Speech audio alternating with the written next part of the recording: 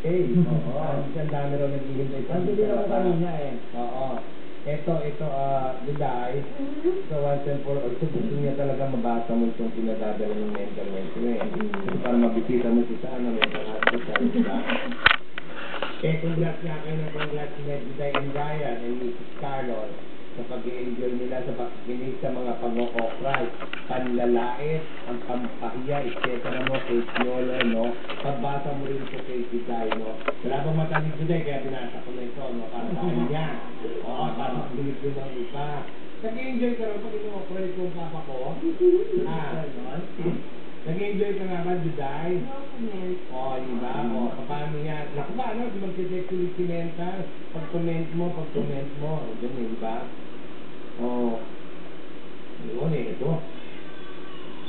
Ay, congrats daw, Juday, sabi ni Cherry Honor. Thank you, Terry. Oo. Kaya Alan K. Oo, may mga tanong sila. Ito, Juday, may isa pa bang Ryan Agoncillo? Sana meron pa. Gwapo na, matalino pa.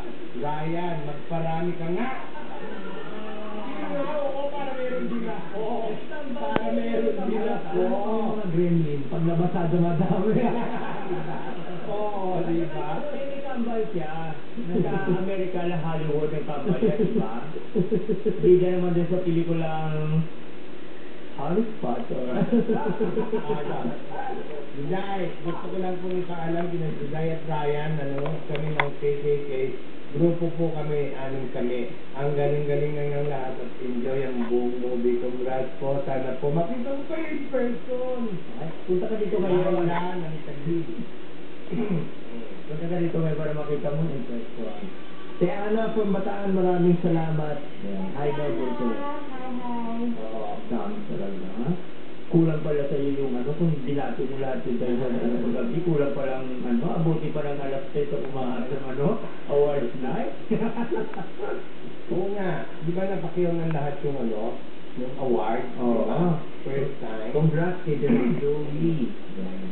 Screenplay story. Nasa Boracay ngayon.